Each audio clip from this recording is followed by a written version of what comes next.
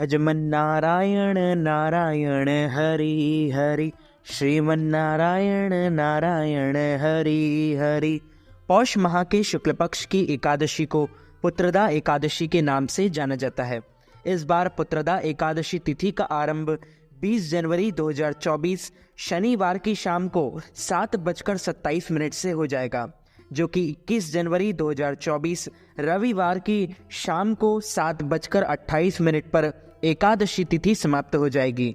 अतः सभी को पुत्रदा एकादशी का व्रत 21 जनवरी 2024 रविवार के दिन ही रखना है और इस व्रत का पारणा 22 जनवरी 2024 सोमवार की सुबह 7:30 से लेकर 9:30 तक कर लेना चाहिए।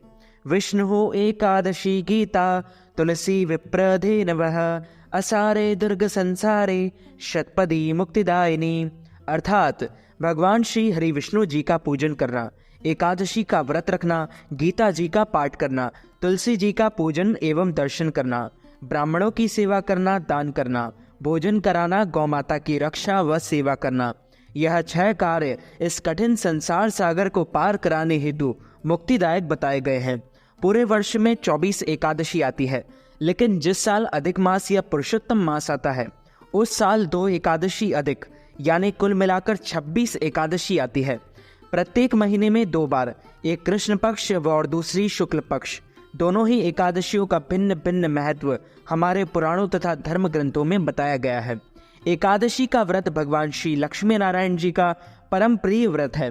एकादशी का व्रत करने से मनुष्यों के कई जन्मों के पाप जड़ से नष्ट हो जाते हैं तथा उनके पुण्यों का उदय होता है।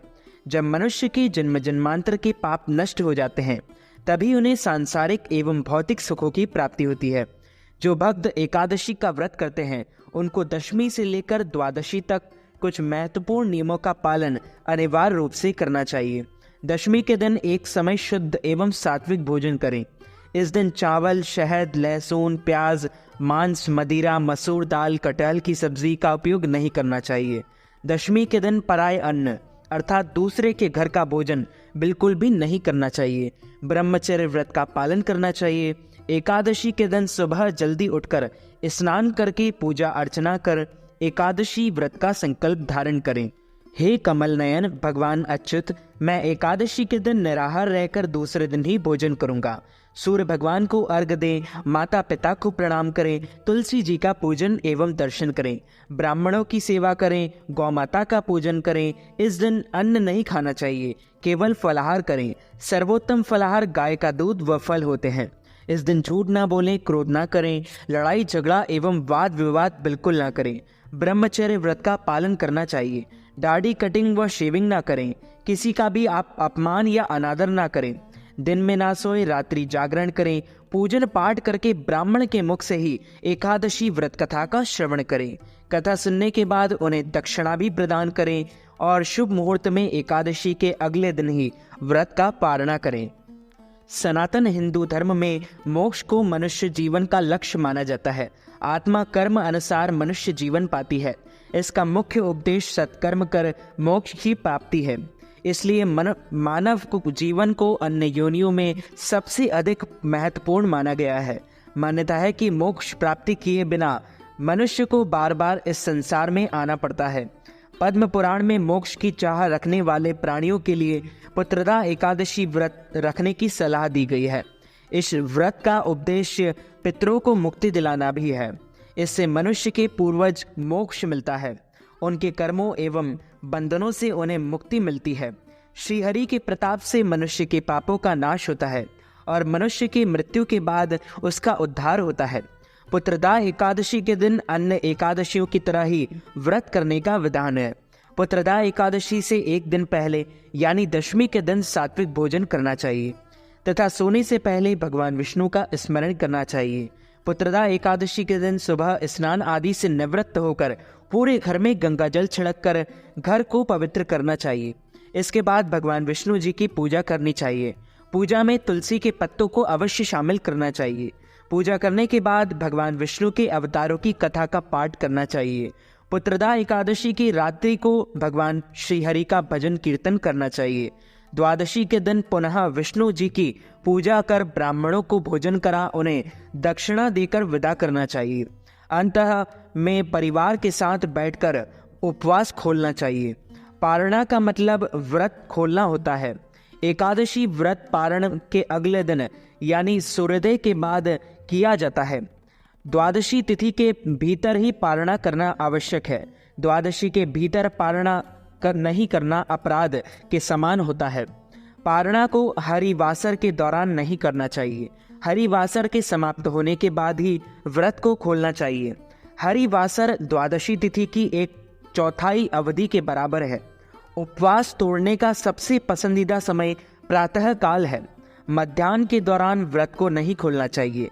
यदि कुछ कारणों से प्रातः काल के दौरान उपवास ना खोल सके तो व्रत मध्याह्न के बाद ही खोलना चाहिए। पुत्रदा एकादशी की व्रत कथा के अनुसार महाराज युधिष्ठिर ने पूछा, हे भगवान, आपने सफला एकादशी का महात्म्य बताकर बड़ी कृपा की। अब आप कृपा करके यह बतलाइए कि पौष शुक्ल एकादशी का क्या नाम है, उसकी विधि क्या है और उसमें कौन से देवता का पूजन किया जाता है। भक्त वत्सल भगवान श्री कृष्ण बोले, हे राजन, इस एकादशी का नाम पुत्रदा एकादशी है। इसमें भी नारायण भगवान की पूजा की जाती है। इस चर और अचर संसार में पुत्रदा एकादशी के व्रत के समान दूसरा कोई व्रत नहीं है। इसके पुण्य से मनुष्य तपस्वी, विद्वान और लक्ष्मीवान होता है। इसकी मैं एक कथा कहता हूँ, सो तुम ध्यान पूर्वक सुनो। भद्रावती नामक नगरी में सुकेतुमान नाम का एक राजा राज्य करता था। उसके कोई पुत्र नहीं था। उसकी स्त्री का नाम शैव्या था। वह निपुत्री होने के कारण सदैव चिंतित रहा करती थी। राजा के पितर भी रो रो कर पिंड लिया करते थे और सोचा करते थे कि इसके बाद हमको कौन पिंड देगा। राजा को भाई, बांधव, धन आदि, हाथी, घोड़े, अन्य राज्य और मंत्री, इन सब में किसी से भी संतोष नहीं होता था। वह सदैव यही विचार करता था कि मेरे मरने के बाद मुझको कौन पिंडदान करेगा। बिना पुत्र के पितरों और देवताओं का ऋण मैं कैसे चुका सकूंगा। जिस घर में पुत्र ना हो उस घर में मैं सदैव अंधेरा ही रहता है। इसलिए पुत्र उत्पत्ति के लिए प्रयत्न करना चाहिए। जिस मनुष्य ने पुत्र का मुख देखा है वह धन्य है। उसको इस लोक में यश और परलोक में शांति मिलती है, अर्थात उनके दोनों लोक सुधर जाते हैं। पूर्व जन्म के कर्म से ही इस जन्म में पुत्र, धन आदि प्राप्त होते हैं। राजा इसी प्रकार रात दिन चिंता में लगा रहता था। एक समय तो राजा ने अपने शरीर को त्याग देने का निश्चय किया, परंतु आत्मघात होने का महान पाप समझकर उसने ऐसा नहीं किया। एक दिन राजा ऐसा ही विचार करता हुआ अपने घोड़े पर चढ़कर वन को चल दिया तथा पक्षियों और वृक्षों को देखने लगा। उसने देखा कि वन में मृग, व्याघ्र, सुअर, सिंह, बंदर, सर्प आदि सब भ्रमण कर रहे हैं। हाथी अपने बच्चों और हथनियों के बीच घूम रहे हैं। इस वन में कहीं तो गीदड़ अपने कर्कश स्वर में बोल रहे हैं, कहीं उल्लू ध्वनि कर रहे हैं। वन के दृश्यों को देखकर राजा सोच विचार में लग गया। इसी प्रकार आधा दिन बीत गया। वह सोचने लगा कि मैंने कई यज्ञ किए, ब्राह्मणों को स्वादिष्ट भोजन से तृप्त किया, फिर भी मुझको दुख प्राप्त हुआ। ऐसा क्यों? राजा प्यास के मारे अत्यंत दुखी हो गया और पानी की तलाश में इधर उधर फिरने लगा। थोड़ी दूरी पर राजा ने एक सरोवर देखा। उस सरोवर में कमल खिले थे तथा सारस, हंस, मगरमच्छ आदि विहार कर रहे थे। उस सरोवर के चारों तरफ मुनियों के आश्रम बने हुए थे। उसी समय राजा के दाहिने अंग फड़फड़ाने लगे। राजा शुभ शगुन समझकर घोड़े से उतरकर मुनियों को दंडवत प्रणाम करके बैठ गया। राजा को देखकर मुनियों ने कहा, हे राजन, हम तुमसे अत्यंत प्रसन्न हैं। तुम्हारी क्या इच्छा है, सो कहो। राजा ने पूछा, महाराज, आप कौन हैं और किस लिए यहाँ आए हैं? कृपा करके बताइए। मुनि कहने लगे कि हे राजन, आज संतान देने वाली पुत्रदा एकादशी है। हम लोग विश्व देव हैं और इस सरोवर में स्नान करने के लिए आए हैं।